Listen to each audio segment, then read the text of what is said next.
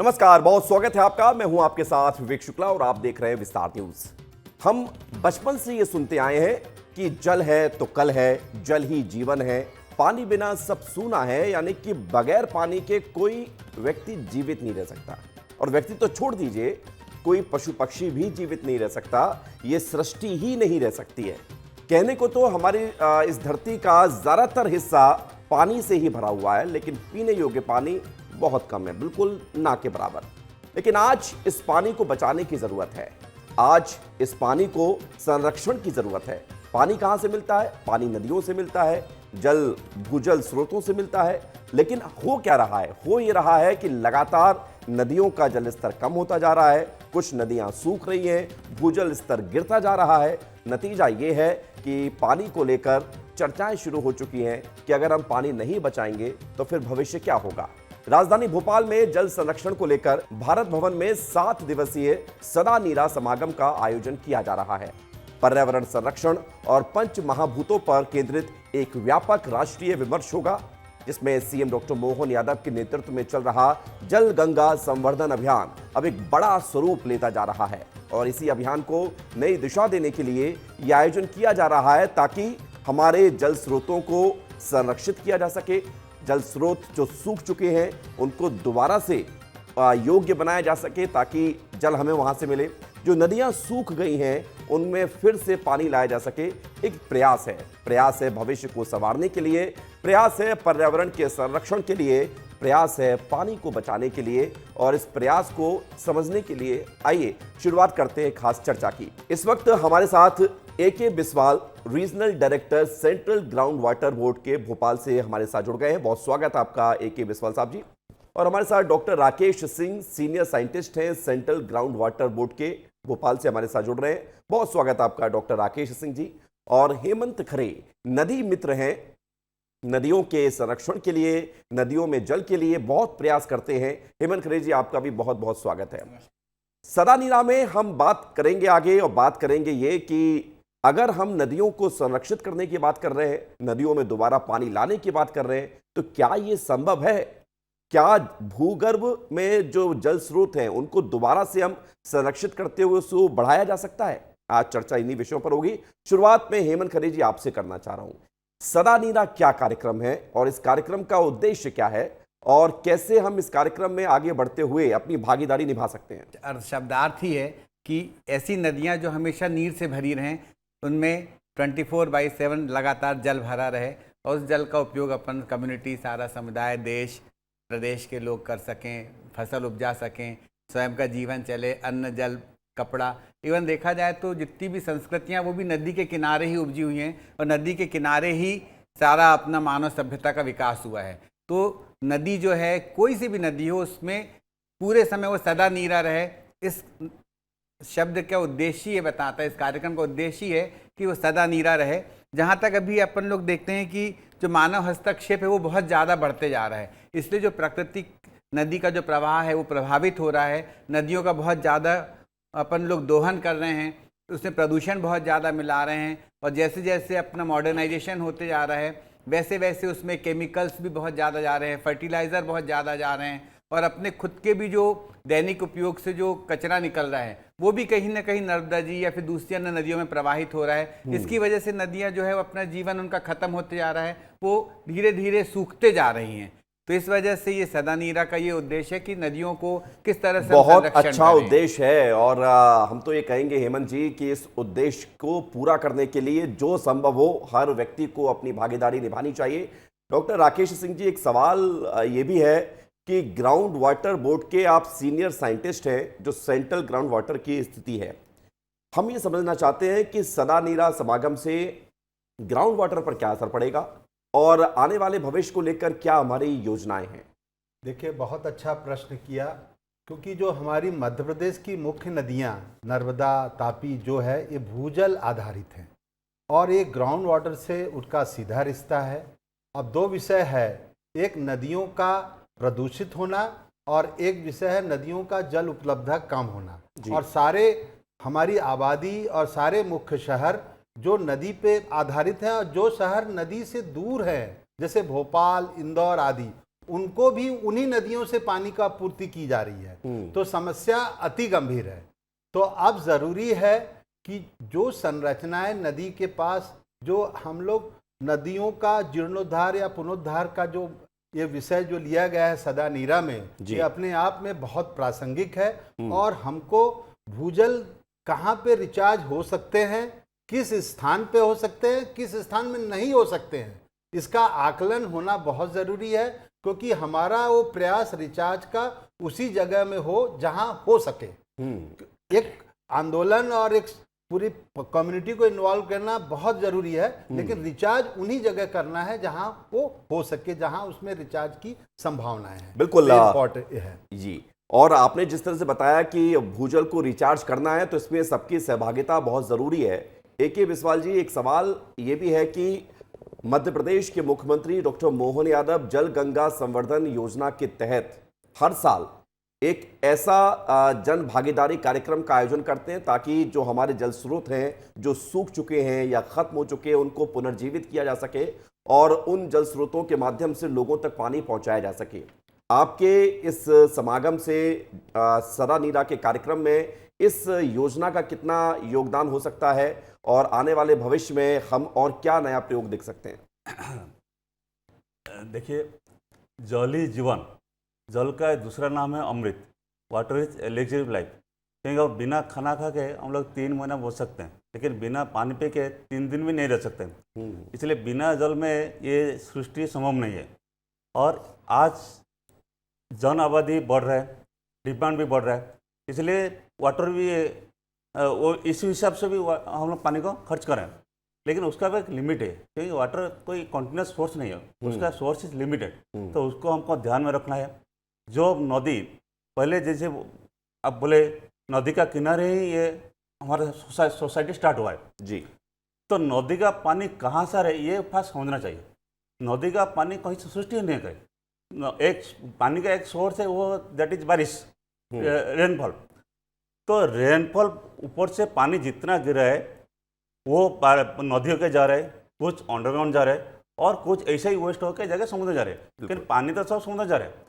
और नदी जो आ रहा है, नदी का पानी एक्चुअली ग्राउंड वाटर पानी है। ग्राउंड वाटर से पानी आके नदी में मिल फिर जा रहा है। जैसे नर्मदा नदी, नर्मदा नदी स्टार्ट हो अमरकंटक से। अमरकंटक का आसपास में जितना सारे स्प्रिंग है, वो स्प्रिंग से पानी आ रहा है अमरकंटक ये नर्मदा नदी को।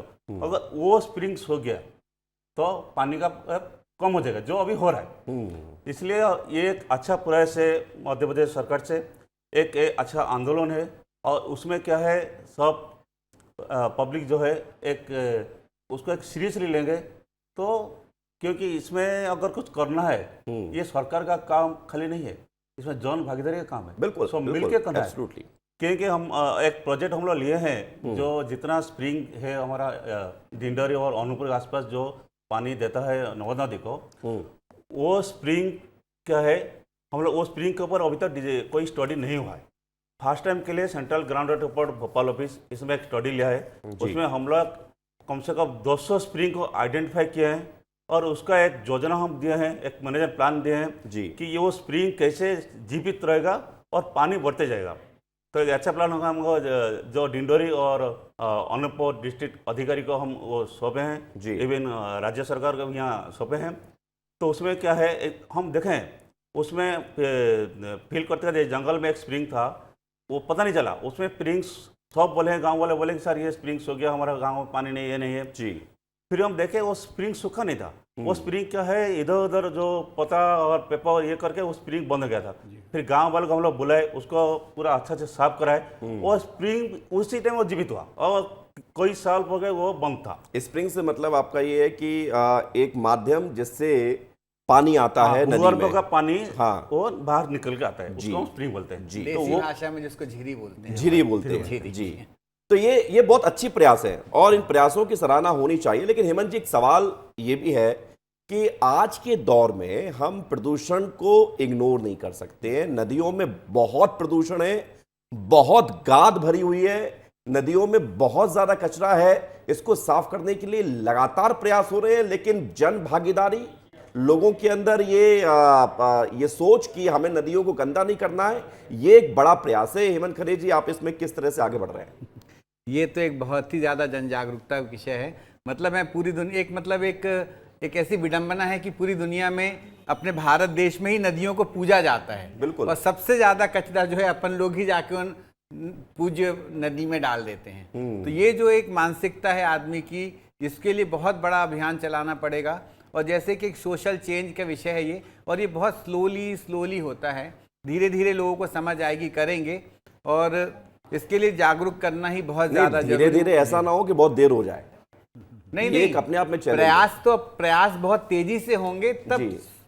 जो लोगों का जो व्यवहार परिवर्तन होता है ना, वो धीमी प्रक्रिया होती है एक्चुअली। क्योंकि मैं तो नर्मदा जी के तट पे रहने वाला हूँ, मंडला का। वहां पर जो लोग एकदम नर्मदा जी किनारे रहते हैं, वो रोज जाके वहीं नहाएंगे और रोज जाके वहीं पर कपड़े धोएंगे। हम आपको कितना भी उनको बोलो भी, अब पहले जमाने की बात अलग थी, जब घर में नल नहीं आता था तो आपके पास कुछ व्यवस्था नहीं थी, तो आप वहीं जाकर कपड़े धोते थे। लेकिन जो इनकी 2-3 पीढ़ियों से परंपरा आ रही, वो उसको छोड़ने को तैयार नहीं है। तो ये जो हैबिट चेंज है ना, इसके लिए अपने को बहुत ज़्यादा जागरूकता वाले कार्यक्रम चलाने पड़ेंगे, घर डोर टू डोर जाना पड़ेगा। जब तक लोगों में अवेयरनेस नहीं आएगी, और ऐसी मतलब कपड़े धोने का ये एक विषय बताया मैंने, इसी तरह से लोग जाते हैं और नर्मदा जी में या दूसरी भी किसी नदियों में धूप, दीप, अगरबत्ती, हाँ, फूल, माला, दूध, आजकल कपड़े, सोशल मीडिया बस पे बहुत हेमंत जी ज़्यादा 2 इमेजेस आती हैं और खूब चर्चा होती है हाँ, कि ये थेम्स नदी है हाँ, बाहर की, और ये जिसको हम नदी मानते हैं वहाँ के लोग, जी हाँ। और ये गंगा है, ये नर्मदा है या यमुना है जिनको हम माँ मानते हैं, और देखिए क्या हालत है।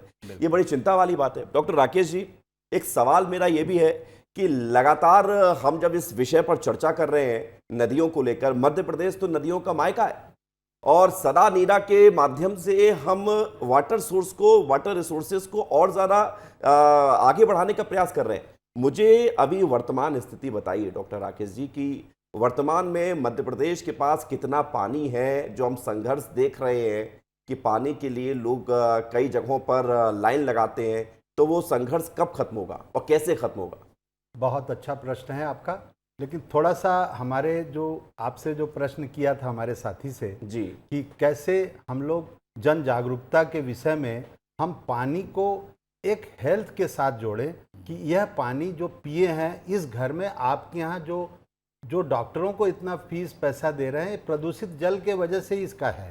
तो हमारा जो सदा नीरा के टर्म की पानी जहाँ जहाँ प्रदूषित हो रहा है, चाहे भूजल चाहे नदी का, वो आसपास की बीमारियों को पानी के हेल्थ से साथ जोड़ा जाए तो जन जागरूकता में सेंसिटाइजेशन हो सकेगा। मेरा ये प्रश्न आपसे इन चीजों को जोड़ने का है। बिल्कुल, तो जैसे ही बताएंगे नदी साफ रखना चाहिए, ये रखना चाहिए, उससे कुछ नहीं है। आपके घर में जो इतनी बीमारियां फैल रही हैं वो हेल्थ 80% बीमारियां पानी की वजह से है, तो वो होना है।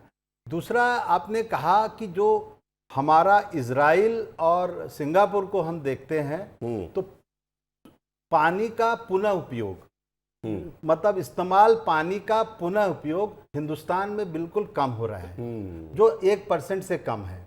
जो इजराइल और सिंगापुर में जाते हैं तो 32% है। तो जो पानी हम यूज कर रहे हैं, एक प्रति व्यक्ति 15 लीटर पानी अपना यूज करके डाल रहा है, चाहे वो नदी में जा रहा है, चाहे वो सोकपिट में जा रहा है, उसका कम से कम 2 से 10% पानी पुनः उपयोग हो। नंबर 1, सही स्थान पे रिचार्ज हो और हमारा वाटर कंजर्वेशन एक्टिविटी हो, तब हमारा शुद्ध जल जो भूजल से निकाल रहे हैं उसका 45% हमारा पानी शुद्ध निकालने की कमी आएगी। हम ये 3 चैलेंज अगर हम मन में ठान लें, पानी का पुनः इस्तेमाल कैसे मैं आप चूंकि बहुत अच्छी बात कही है, तो हम ये भी चाहेंगे कि अगर हम सजेशन दे रहे हैं तो हम उसके तरीके भी बताएं। अगर हमें घर पे अपने उस पानी को दोबारा से इस्तेमाल करना है तो कौन से पानी को हम दोबारा इस्तेमाल कर सकते हैं और कैसे कर सकते हैं? बहुत अच्छा। तो जैसे नगर निगम या जितनी भी हमारी अर्बन लोकल बॉडीज़ हैं, इन लोग STP ETP लगाकर वो पुनः नदी में छोड़ देते हैं। अब यह है कि वो 0% उपयोग हुआ, अब उसको एग्रीकल्चर में डालें, उसको आपके इंडस्ट्री को दें, उसके बाद में और कहीं जगह में जो शहर के जो प्लांटेशन है उनको दें, शुद्ध जल से उसको ना करें। तो ये पहला चीज है जिसमें गवर्नमेंट की तरफ से पहल होना होगा जी। तो कि आपको ट्रीट करके एसटीपी ईटीपी की संख्या बढ़ाकर उसको फिर से नदी में डाल देना, वो जीरो इस्तेमाल है। ठीक है। उसको कितना यूज कर रहे हैं, जैसे भी भोपाल में आप प्रश्न करें कि भाई कितना पानी पूरे भोपाल की 22 लाख की आबादी में कितना पुनः ट्रीट हो रहा है। अगर पर कैपिटा 110 लीटर ले रहे हैं तो 15 लीटर के हिसाब से तो उसका होना जरूरी है, तो वो नहीं हो रहा है। लेकिन आजकल पूना और अन्य शहर, बेंगलोर शहर, महाराष्ट्र में, हाँ, जहाँ पानी कम है, पॉपुलेशन ज्यादा होती जा रही है, तो उसका पुनः उपयोग। जी, जी, और रेन वाटर हार्वेस्टिंग का तकनीकी रूप से सही चीज का ये है, और अफरोज जागरूकता हो कि पब्लिक में भी इसका जहन में आए कि इन दो चीजों को हमें अनुसरण करना है। सर, ये जागरूकता वाली बात तो ऐसी है कि जब मध्य प्रदेश के मुख्यमंत्री डॉक्टर मोहन यादव बने तो उनकी जितनी भी योजनाएं हैं प्रदेश को आगे बढ़ाने के लिए, जब जल गंगा संवर्धन योजना आई, ए के बिस्वाल जी मैं आपसे ही सवाल कर रहा हूं इससे जुड़ी हुई,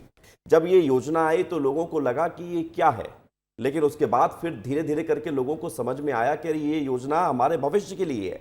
मध्य प्रदेश के मुख्यमंत्री के प्रयासों पर भी बात होनी चाहिए। वो आज वो प्रयास कर रहे हैं जो आगे आने वाली हमारी तमाम पीढ़ियों को फायदा देगी। और ए के बिस्वाल जी, आप इस प्रयास को किस तरह से देखते हैं? क्या इसमें आप और जोड़ना चाहेंगे? एक्चुअली ये बहुत बढ़िया प्रयास है, बहुत बढ़िया प्रयास है। इस टाइप का प्रयास अभी भोपाल में तो स्टेट वाइज चल रहा है, अगर जिला वाइज और चलेगा और बहुत बढ़िया होगा। इसमें क्या है, एक्चुअली जो पानी सूख रहा है, डेली आजकल कंप्लेन आ रहा है कि हमारा गांव में पानी नहीं है। गांव तो गांव, अभी घर के वाइज कंप्लेन आ रहा है कि मेरा घर में पानी सूख गया, साहब क्या करूं, ये करूं। एक्चुअली इसलिए ये पानी आएगा कहाँ से? अगर मैं थोड़ा एक कदम आगे रख के, जो मेरे घर के ऊपर जितना पानी बारिश हो रहा है मेरे घर के ऊपर, वो पानी का अगर मैं ठीक ढंग से रिचार्ज करूं तो मेरा कौन, एटलीस्ट मेरा को नहीं सूखेगा। अगर गांव में अगर हर परिवार अपना अपना घर का पानी, घर का पानी मतलब उनका घर के ऊपर जितना बारिश का पानी आ रहा है वो पानी को बाहर नहीं छोड़ के, अगर उसको बहुत सारे मेथड है, बहुत सारे लो कॉस्टली वाला मेथड है, वो मेथड यूज़ करके अगर मेरा घर के ऊपर जितना बारिश आ रहा है वो पानी को मैं अगर वहाँ छोड़ दूंगा, नीचे ग्राउंड को छोड़ दूंगा, ग्राउंड वाटर लेवल बढ़ेगा और मेरा एटलीस्ट मेरा घर का पानी, मेरा घर में जो कुआं है, अगर कोई बोरवेल है, ट्यूबवेल, उसका पानी एटलीस्ट नहीं सूखेगा। अगर हम लोग सब मिलकर ऐसे करेंगे तो पानी का जो अभी प्रॉब्लम हो रहा है वो प्रॉब्लम बहुत सॉल्व हो जाएगा। और बाकी तो सोसाइटी वाइज बड़ा बड़ा रिचार्ज स्ट्रक्चर वो तो बना रहे हैं, वो तो बनाते से सबसे ज्यादा स्थिति चिंता वाली आ रही है आजकल। जो बड़ी बड़ी बिल्डिंग्स बनी हुई हैं वहां पर पानी के लिए टैंकर से सप्लाई हो रही है, ये स्थिति पहुंच गई और इसके लिए सब जिम्मेदार हैं। हम किसी एक व्यक्ति के लिए नहीं कह सकते, ना ही गवर्नमेंट को दोष दे सकते हैं। एवरीबडी, हेमंत जी, एवरीबडी। मैं इसलिए बोल रहा हूं क्योंकि लोग जिसके यहाँ पानी है वो तो लेजम लगा के, पाइप लगाकर अपनी गाड़ी को ऐसे धो रहा है जैसे कि गाड़ी उससे आगे निकलेगी नहीं। अंधाधुंध पानी बहाया जा रहा है, समझ नहीं आ रहा लोगों को, आदत नहीं सुधर रही। अब मैं आपसे एक सवाल पूछता हूँ हेमंत जी। और रिचार्ज, ठीक है, रिचार्ज एक पार्ट है जी, दूसरा पार्ट हमको देखना है कि पानी खर्च, हम लोग एक्चुअली पानी का हमारे हिसाब से हम खर्च करें, उसमें थोड़ा लिमिटेशन लाना चाहिए। बिल्कुल, नहीं, लिमिटेशन बहुत जरूरी है। हम तो कह रहे हैं कि आगे आने वाले समय में अगर नहीं सुधरे हम लोग, तो आगे आने वाले समय में जैसे राशन की दुकानों पर राशन फिक्स मिलता है, ऐसे पानी फिक्स मिलेगा। अब मैं कुछ आदतें सीखना चाहूंगा आपसे हेमंत जी। अच्छी आदतें बताइए आज के इस कार्यक्रम के माध्यम से, जो लोग कल से नहीं आज से ही करना शुरू करें। और आप 7 नदियों के बारे में ही बता सकते हैं जिसको लेकर हम चर्चा कर रहे हैं। अभी जैसा कि विषय आपने निकाला, सर ने भी बताया कि अपन को जो पानी मिलता है उसको अपन कम इस्तेमाल करें। जहां अपन 4 बाल्टी से नहाते हैं, अपन 2 बाल्टी से भी इजी गोइंग नहा सकते हैं। जब आप नहाते हैं तो नल खोल के टैप चालू हो, फिर बाल्टी से अपन नहा जा रहे, वैसा ना करके आप 1 बाल्टी 2 बाल्टी भर लें और फिर उससे नहाएं, तो इससे पानी की बचत होगी। शेविंग करते समय आप वॉश बेसिन पे नल खुला रखते हैं और शेविंग करते जा रहे हैं, तो वो इस तरह की जो छोटी छोटी आदतें हैं, अपने जो घर में अपने खाना पकाते थे, जो उससे दाल चावल धोए, जो सब्जी धोए, उसका जो पानी आए उसको अपन ने गार्डन में डालें।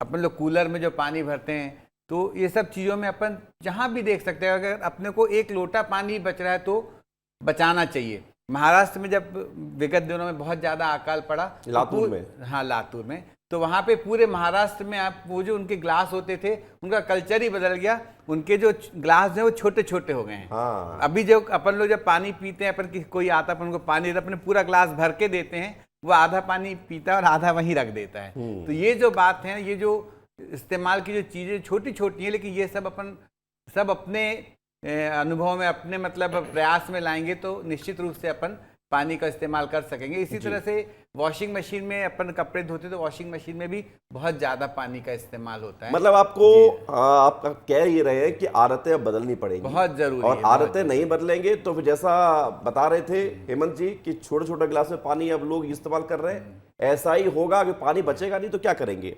राकेश जी, एक सवाल मैं आपसे पूछना चाह रहा हूं कि ये जो प्रयास किए जा रहे हैं, सदा नीरा और जल गंगा संवर्धन योजना, या जिस पर हम लोग चर्चा कर रहे हैं, अभी आपको लगता है कि प्रैक्टिकली कितना धरातल पर इसको उतारना जरूरी है? और धरातल पर चीजें दिख भी रही हैं, हम ऐसा नहीं कह सकते कि नहीं दिख रही, लेकिन फिर भी बहुत काम करना बाकी है। वाकई इसमें था कि आपका एक अवेयरनेस, मैनेजमेंट और रेगुलेशन जी। तो हम रेगुलेशन पार्ट में अभी बहुत, क्योंकि डेमोक्रेटिक स्टेट है तो बहुत चीज़ सोच के चलना पड़ता है जी। तो रेगुलेशन में वो लाल नहीं पा रहे हैं। हमारा जो मुख्य अवेयरनेस की तरफ तो बहुत अच्छा चल रहा है जी। लेकिन प्रबंधन जो हमारा गवर्नमेंट का और इन लोगों का जो होना है उसमें अभी बहुत ज़्यादा मुझे लगता है और ज़रूरत है कि जो हमारा सीमित पैसा है तो बेहतर रिचार्ज कहाँ करें वहाँ खर्च करें, अवेयरनेस सब जगह करें, लेकिन रिचार्ज यहाँ नहीं हो तो उस पार्ट को अगर हम इम्प्रूव करते हैं। और लास्ट का रेगुलेशन पार्ट जो प्राधिकरण, जो भूजल प्राधिकरण या गंगा वाटर पानी का जो एक्ट है जी। उनको भी साथ साथ लाना जरूरी है। सर, अभी आपकी भूमिका क्या है? आप अभी किस दिशा में काम कर रहे हैं? सर, हम लोगों की भूजल प्रबंधन अवेयरनेस मैनेजमेंट के साथ भूजल अधिनियम का भी है जो सेंटर कर रहा है। हम लोग आग्रह कर रहे हैं स्टेट गवर्नमेंट से, कई पत्राचार भी किए हैं कि स्टेट वाटर रेगुलेशन एक्ट लाए और वो अपना करे और केंद्र अपना उसमें सहयोग करे।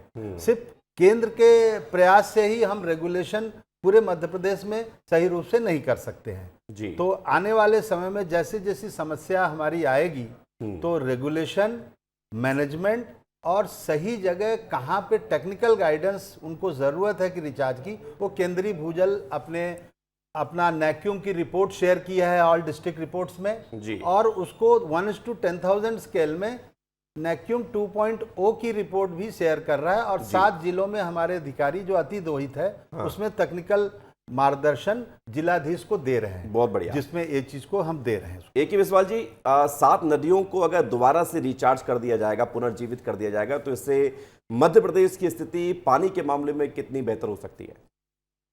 बहुत बेहतर होगी। 7 नदियों पानी अगर मिल जाएंगे तो मध्य प्रदेश का आने वाले एटलीस्ट 50-60 साल के लिए तो प्रॉब्लम कुछ नहीं होगा। लेकिन वो तो मेन है, नदियों का पानी कैसे बढ़ेगा उसके लिए जो ज्ञान चाहिए, नॉलेज चाहिए, उसको लेना है और एक आदत बनाना है कि मेरा पानी मैं खर्च नहीं करूँगा, अननेसेसरी बर्बाद नहीं करूँगा और जो पानी हमको मिल रहा है उसको कोशिश करूँगा कि ज़्यादा से ज़्यादा मैं रिचार्ज करूँगा। ये पब्लिक होना चाहिए। जैसे हेमंत जी बहुत बढ़िया बात बोले कि छोटी छोटी आदत, एक्चुअली जब एक नदी बनता है, सृष्टि होता है, वो तो नाला से होता है, छोटा छोटा नाला से।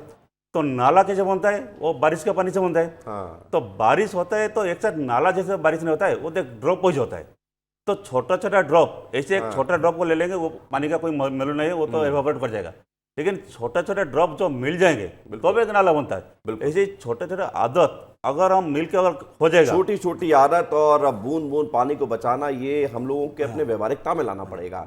हेमंत खरे जी, एक सवाल मैं आखिरी और आपसे पूछूंगा कि इस कार्यक्रम को लेकर, इस योजना को लेकर, इस प्रयास को लेकर आगे और क्या सोचा जा रहा है? आप किस तरह से इसमें योगदान दे रहे हैं? जी, अभी तो मैं आपको बता दूं कि माननीय मुख्यमंत्री महोदय जी ने 7 नदियों का चयन किया है जो लगभग उनके जो उद्गम स्थल हैं वो बहुत ज़्यादा गंदे हैं। और जैसा कि सर ने बताया, उद्गम स्थल की जो झीरी होती है वहाँ अगर आप आसपास साफ सफाई नहीं रखेंगे तो वो बंद हो जाते हैं। अगर वो बंद हो जाते हैं तो फिर आगे का प्रभाव प्रभावित हो जाता है। तो उन 7 नदियों में सरस्वती नदी है जो इंदौर जिले से निकलती है, एक छोटी महानदी है जो कटनी से निकलती है, पार्वती नदी है सीहोर से निकलती है, कुंवारी नदी भिंड मुरैना से, शिवना नदी मंदसौर से, खान नदी इंदौर से, चूल नदी बड़वानी से, तिपन नदी अनूपपुर से और बेतवा नदी रायसेन जिले से निकलती जो अपने भोपाल के कोलार रोड में ग्राम झीरी वहीं पर है। तो इन 7 जगहों पे जाकर अवेयरनेस करना है, जो इनका उद्गम स्थल उनको साफ सफाई रखना है। और उद्गम स्थल में साफ सफाई के अलावा सबसे ज़्यादा पानी जो है, जैसा सर ने बताया कि बूंद बूंद से आता है, और जो बूंद बूंद वाली चीज़ हो वो वृक्षों के जड़ों में सहेजा हुआ पानी रहता है। तो अपने को नदी को अगर लाना है तो अपने को जंगल को ही बचाना है। ये बहुत अच्छी बात है ना? कही है आपने। तो बगैर जंगल के अपन लोग का किसी का कोई उद्धार नहीं है जी। तो जंगल जरूर लगाना है, पौधे लगाना है। बहुत बहुत शुक्रिया सर, धन्यवाद, बहुत बहुत शुक्रिया और बहुत अच्छा लगा आपसे बात करके। फिलहाल यहाँ पर रुके छोटे से ब्रेक के लिए, खबरें लगातार जारी है, देखते रहिए विस्तार न्यूज। सर